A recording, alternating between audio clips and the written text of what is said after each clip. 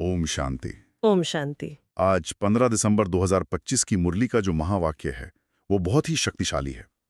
बाबा कहते हैं, मीठे बच्चे, तुम अभी रूहानी बाप द्वारा रूहानी ड्रिल सीख रहे हो। इसी ड्रिल से तुम मुक्तिधाम शांतिधाम में चले जाएंगे।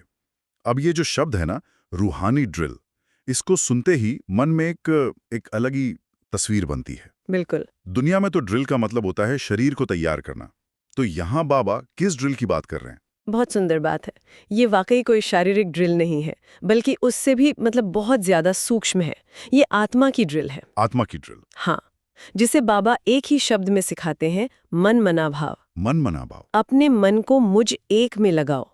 ये एक तरह से यूं समझिए, आध्यात्मिक मसल मेमोरी बनाने जैसा है। वाह। जैसे एक सैनिक को ड्रिल कराई जाती है ताकि मुश्किल समय में उसका शरीर अपने आप सही एक्शन ले, है ना? हाँ, बिना सोचे। बिना सोचे। वैसे ही ये रूहानी ड्रिल है, ताकि माया के तूफानों के बीच हमारा मन भटके नहीं, सीधा एक बाप की याद में टिक जाए। यही वो ड्रिल है जो हमें तमोप्रधान से सतोप्रधान बनाएगी। और इस ड्रिल को सिखाने वाले भी तो कोई साधारण टीचर नहीं है। मुरली में आज इस बात पर बहुत जोर है कि हमारा टीचर स्वयं सुप्रीम बाप है।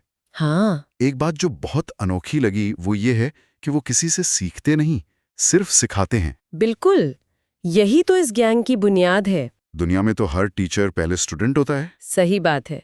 दुनिया का कोई भी शिक्षक हो, चाहे कितना भी बड़ा विद्वान हो, उसने ज्ञान कहीं ना कहीं से तो लिया ही है। लेकिन परमपिता परमात्मा, वो तो स्वयं ज्ञान के सागर हैं। वो सोर्स हैं। हाँ, वो स्रोत है। उन्हें किसी से सीखने की जरूरत ही नहीं। वो तो आते हैं और हमें हमारे 84 जन्मों की कहानी सुनाते हैं, जो कोई और सुना ही नहीं सकता। उनकी पढ़ाई में शरीर की तो कोई बात ही नहीं है। पूरी तरह से आत्मिक पढ़ाई है। हाँ, वो हमें डायरेक्शन देते हैं और उस डायरेक्शन पर चलकर हम अपनी तकदीर बना लेते हैं। तो मतलब ये हुआ कि ये पढ़ाई सिर्फ जानकारी नहीं है, बल्कि एक ट्रांसफॉर्मेशन है। एक यात्रा है, 84 जन्मों के चक्र को समझकर वापस घर जाने की यात्रा। मुरली में बाबा कहते हैं कि हम ही सतोप्रधान दुनिया के मालिक थे। इस यात्रा को थोड़ा और सरल शब्दों में कैसे समझें? इसे एक मोबाइल की बैटरी की तरह समझ सकते हैं। अच्छा। जब हम सतयुग में थे तो हमारी आत्मा की बैटरी समझो 100% चार्ज थी, संपूर्ण सतोप्रधान। फिर 84 जन्मों का चक्र पूरा करते करते हमारी ये आत्मिक ऊर्जा धीरे धीरे डिस्चार्ज होती गई। मतलब लो बैटरी मोड में आ गए। बिल्कुल। कलयुग के अंत तक आते आते ये बैटरी पूरी तरह डिस्चार्ज हो गई, जिसे कहते हैं तमोप्रधान अवस्था। अब बाप, जो सुप्रीम पावर हाउस हैं, वो आए हैं हमें अपनी याद की चार्जिंग से फिर से 100% करने। सतोप्रधान बनाने। हाँ, ताकि हम फिर से नई दुनिया में जा सकें। वाह, ये बैटरी का उदाहरण तो इसे बहुत ही साफ कर देता है। और सुनने में तो ये रास्ता बहुत सीधा लगता है ना। सुप्रीम टीचर से पढ़ो, खुद को चार्ज करो और 21 जन्मों का वर्षा लो। लेकिन असल यात्रा में चुनौतियां भी तो होंगी। बिल्कुल, रास्ता सीधा है पर आसान नहीं। और सबसे बड़ी चुनौती, सबसे बड़ा दुश्मन है संशय। संशय यानी डाउट। हाँ, आज मुरली में बाबा ने बहुत गहरी चेतावनी दी है। अगर संशय है तो विनाष्टि। विनाष्टि। ये छोटा सा शब्द है, लेकिन इसका असर बहुत बड़ा है। अगर बाप पर, पढ़ाई पर या ड्रामा पर जरा भी संशय का कीड़ा लग गया तो सब खत्म। सारा पुरुषार्थ खत्म। पद तो नष्ट होता ही है, हम अपनी मंजिल से ही भटक जाते हैं। और इस संशय को जन्म कौन देता है? मुरली के हिसाब से तो इसका सबसे बड़ा कारण माया है। माया। आज बाबा ने माया के एक बहुत भयानक रूप का जिक्र किया है, ग्राह यानी मगरमच्छ। ये सुनकर ही डर लगता है। ये माया का सबसे खतरनाक रूप है। मगरमच्छ पानी में छिपा रहता है ना? और जैसे ही शिकार पास आता है, अचानक हमला करके खींच लेता है। बिल्कुल, गहरे पानी में खींच लेता है। माया भी ठीक ऐसे ही काम करती है। वो सीधे सीधे हमला नहीं करती। वो संकल्पों के रूप में, संदोष के रूप में धीरे धीरे हमारी बुद्धि को अपनी तरफ खींचती है। और मुरली में तो बाबा कहते हैं कि अच्छे अच्छे महारथियों को भी ये माया निगल लेती है। निगल लेती है। काम महाशत्रु इसका सबसे बड़ा हथियार है।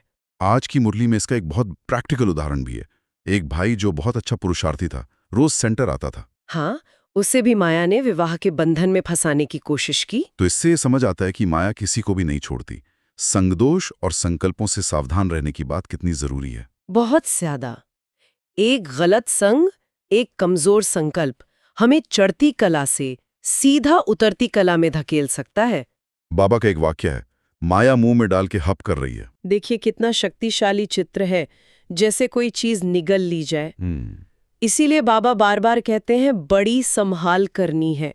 हमें अपनी लाइन इतनी क्लियर रखनी है कि माया का कोई भी रूप हमें खींच न सके।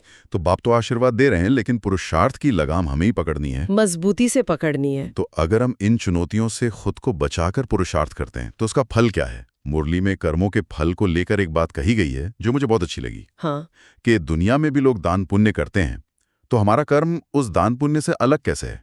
फल में क्या अंतर है? ये बहुत बहुत गहरा पॉइंट है। दुनिया में लोग जो भी दान पुण्य करते हैं उसका फल उन्हें अगले जन्म में मिलता जरूर है। मिलता तो है, लेकिन वो उतरती कला में मिलता है। मतलब जब आत्मा की बैटरी पहले से ही डिस्चार्ज हो रही होती है तब उन्हें उस पुण्य के बदले थोड़ा बहुत धन दौलत मिल जाता है, लेकिन वो अल्पकाल का सुख है, क्षणभंगुर। हाँ, जो जल्दी ही खत्म हो जाता है। और हम जो अभी पुरुषार्थ कर रहे हैं, हम चढ़ती कला में पुरुषार्थ कर रहे हैं।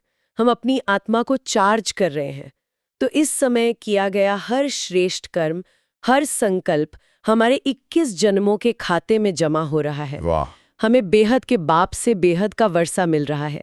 ये 21 जन्मों के लिए स्वर्ग की बादशाही है। तो ये बात तो कर्मों के महत्व को एक नई स्तर पर ले जाती है।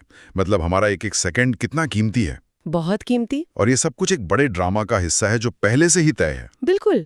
मुरली में बाबा कहते हैं ये कोई नई बात नहीं है। 5000 वर्ष पहले भी बाप आए थे और यही ज्ञान दिया था। ये ड्रामा का ज्ञान हमें पुरुषार्थ में कैसे मदद करता है? ड्रामा का ज्ञान एक मजबूत नींव की तरह है। जब ये निश्चय हो जाता है कि जो कुछ हो रहा है वो कल्याणकारी है और हर 5000 साल बाद हूबहू रिपीट होता है, तो हम व्यर्थ संकल्पों से मुक्त हो जाते हैं। क्यों, क्या जैसे सवाल खत्म हो जाते हैं? हाँ, खत्म। हम हर परिस्थिति में साक्षी होकर अपना श्रेष्ठ पार्ट बजाते हैं। ड्रामा की टिक टिक चलती रहती है और हमारा काम है हर टिक पर अपना बेस्ट देना। और इस ड्रामा का सबसे महत्वपूर्ण सीन तो अभी चल रहा है, पुरुषोत्तम संगम युग, कल्याणकारी योग। हाँ, क्योंकि बाप स्वयं आए हुए हैं, लेकिन साथ ही ये पुरानी दुनिया के विनाश का समय भी है। मुरली में एक चेतावनी है कि आग लगने से पहले तैयार हो जाओ। इसका मतलब है कि समय बहुत कम है। ये अंतिम तैयारी का समय है, फाइनल एग्जाम का टाइम। बिल्कुल।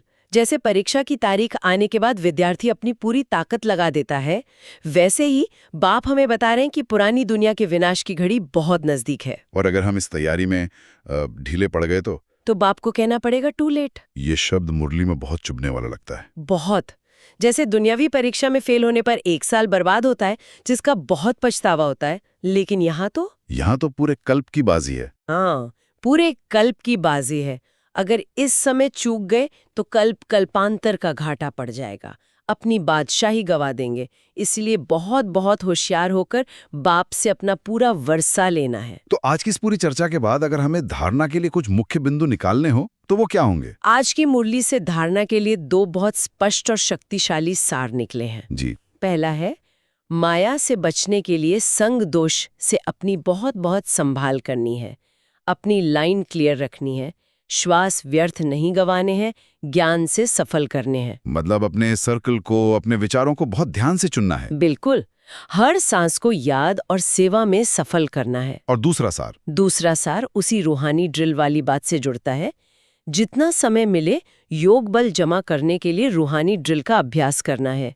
कोई नए बंधन नहीं बनाने हैं। यानी फ्री टाइम को व्यर्थ गंवाने के बजाय आत्मिक शक्ति जमा करने में लगाना है। हाँ, और देह के संबंधों के नए बंधन बनाने के बजाय एक बाप से अपना सच्चा संबंध जोड़ना है। बहुत सुंदर।